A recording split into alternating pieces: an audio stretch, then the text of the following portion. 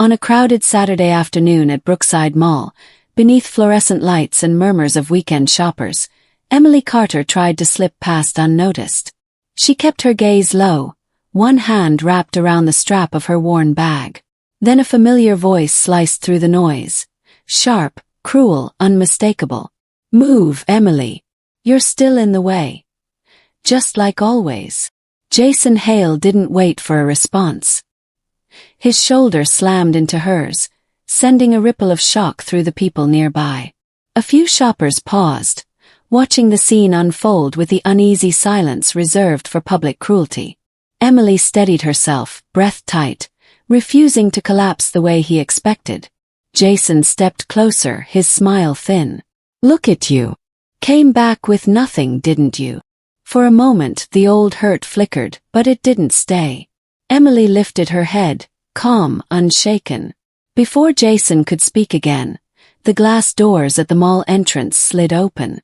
3 men in tailored black suits walked in with deliberate purpose, scanning the crowd before heading straight toward her. The lead man stopped, bowed his head, and spoke clearly. "Mrs. Hale, your husband sent us." Gasps spread like a wave. Jason froze mid-breath, color draining from his face. Emily didn't look away this time. And that was the moment everything began to shift. If this opening grips you, don't forget to like and subscribe to Canada's Heartfelt Tales for more powerful stories. The moment the men addressed her as Mrs. Hale, the mall felt like it shifted under everyone's feet. The buzz of conversation fell into a stunned silence. Emily stood still, not because she was frightened, but because she finally recognized the line between her past and her present. Jason's face twisted first with confusion, then with something darker, panic creeping behind his eyes as if he knew this single moment had the power to unravel the story he'd told about her for years. One of the suited men extended a hand gently toward Emily. "Your husband is waiting outside, ma'am. He asked us to ensure you're safe." The word struck Jason like a slap. He stepped forward, trying to laugh off his shock. "Safe from what?" "From me." His voice cracked between arrogance and fear. "She knows exactly who she is. Don't let her fool you." Emily didn't answer him. That silence, the same silence he once mocked, now held more power than anything she could have said. And that silence made Jason's confidence unravel. But the tension was far from over. As the guards escorted Emily toward the exit, whispers swirled among the shoppers. "That's her husband. He sent security. Was that man hurting her?" Every question pulled the spotlight tighter around Jason, who followed from a distance, trying not to look desperate, but failing with every step. Outside, the cold air carried the low hum of a black executive sedan waiting at the curb. The door opened and Daniel Hale stepped out, not flashy, not intimidating, but composed in a way that made people straighten without thinking. His eyes found Emily instantly, and whatever storm he walked through to get here, it settled the moment she came into view. "Are you hurt?" His voice, low and steady, cut through the noise. Emily shook her head, though her hands still trembled with the adrenaline of the moment. Jason couldn't stand it. He shoved through the crowd, pointing at Daniel. "This is ridiculous. She's lying to you. She always lies." Daniel didn't even turn to look at him. "No," he said, "she doesn't." That single sentence shattered whatever power Jason thought he still had. Emily felt the strength of his presence beside her. Quiet, unwavering, protective without being possessive. For the first time in years, she wasn't bracing for impact. She was standing beside someone who believed her before she could prove anything. But Jason refused to let the moment end. "Ask her about her past," he spat. "Ask her why she came crawling back to this town. Ask her why she—" Daniel finally looked at him, and his expression wasn't anger. It was disappointment, the kind that exposed a man more than rage ever could. "Emily owes you nothing," Daniel said. "And whatever you think you know, it ends here." Jason took a step back, suddenly unsure. The guards moved subtly to block him, but Daniel lifted a hand, signaling that he wanted to handle this himself. Emily felt her chest tighten, not with fear, but with a deep ache of old wounds resurfacing. She turned toward Daniel. "There's more," she whispered.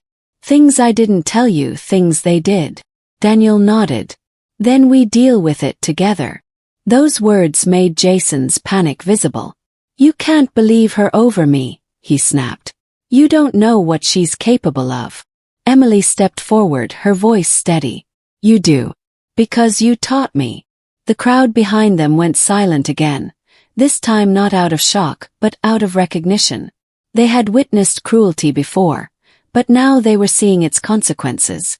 The guards opened the car door, and Daniel gently guided Emily inside. But before he followed, Jason lunged forward and grabbed his sleeve. "I'm not finished," he hissed. Daniel's security moved instantly, pulling Jason back so forcefully his feet skidded across the pavement. But Daniel shook his head again. He walked up to Jason, standing close enough that the world around them disappeared for a moment. "You should be very careful," Daniel said quietly. "Because the only person here who still believes your lies is you." Jason's breath caught. For a man built on manipulation, there was nothing more terrifying than losing the narrative. As the car pulled away, Emily watched Jason shrink in the rear window. Smaller than she'd ever seen him, a man suddenly trapped inside the truth he created. But the story wasn't finished. Not even close. Hours later, Emily and Daniel sat together in his study, a room filled with soft light and quiet strength. It wasn't a place meant to intimidate, it was a place meant to think. Daniel listened as Emily told him everything. The years of humiliation, the lies told behind her back, the manipulation her family allowed, the secrets Jason twisted into weapons.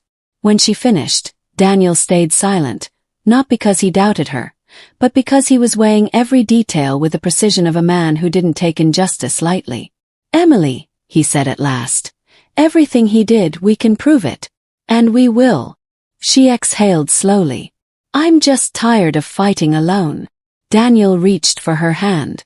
"You're not alone anymore. And we're not fighting, we're exposing."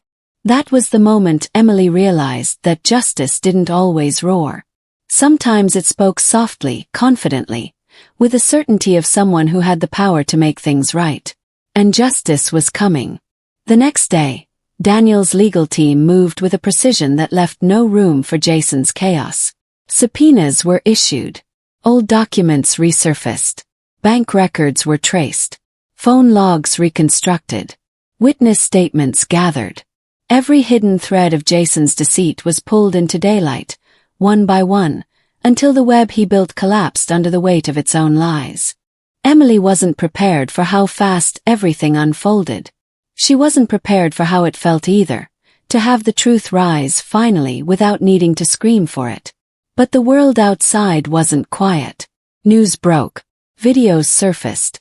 Mall security footage went viral overnight. #JusticeForEmily trended on social media. People who once looked away now demanded accountability.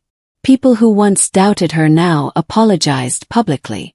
Jason tried to defend himself, but every interview, every statement, every attempt to twist the story only highlighted his desperation.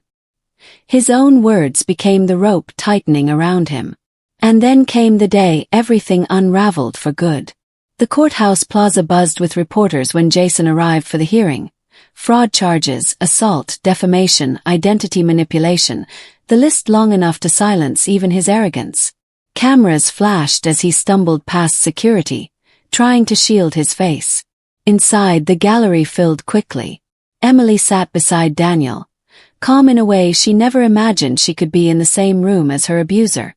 Jason tried to speak first. "She's lying. She forged those records. She's manipulating you. But evidence doesn't tremble. Truth doesn't shout. And justice doesn't need permission." When the prosecutor displayed the forged signatures side by side, Jason's hands shook. When the mall video played, he sank lower in his seat. When witnesses testified, he stopped making eye contact. But the final blow came when the judge spoke. "Mr. Hale, your attempts to damage Ms. Carter's reputation were deliberate, calculated, and malicious. The court finds you guilty on all counts. Jason's mouth opened, but no sound came out. Emily didn't smile. She didn't cheer. She simply breathed. A full breath, steady and unbroken, the kind she hadn't taken in years. Jason was escorted out in handcuffs, shouting, "You owe me. She ruined me. She's nothing without me." But as he disappeared through the courtroom doors, it was clear to everyone who the nothing truly was. The world had finally stopped believing him. Outside the courthouse, microphones pointed toward Emily. Reporters shouted her name, asking for a statement, a reaction, a final blow. But she chose something better. She lifted her voice just enough for the cameras to hear. Some people confuse your silence with weakness. Today proved that silence can be strength too, when the truth is finally allowed to speak. Daniel placed his hand gently over hers. Not as a savior, not as a shield, but as a partner who stood beside her, not in front of her. And for the first time, her past wasn't chasing her. It was behind her. Closed. But the story of what came next was just beginning.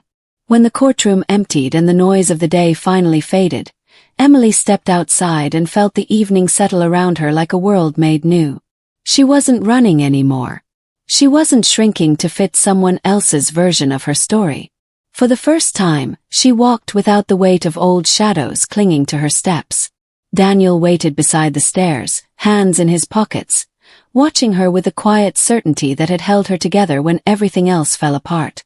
She didn't need rescue now, just someone who saw her clearly. "Ready?" he asked. Emily nodded, not because the road ahead was simple, but because she finally believed it belonged to her. The past hadn't vanished. It had simply lost its power. Truth had spoken in ways louder than fear, and she had learned to stand in that truth without apologizing for it. As they crossed the plaza, she glanced back only once. Not to mourn, but to remember how far she had climbed. A single leaf drifted across the steps, carried by a soft wind. Quiet, steady, free. Some journeys don't begin with triumph. They begin with choosing yourself. And today she had. If this story moved you, please like, share, and help Canada's Heartfelt Tales grow by subscribing for more powerful stories.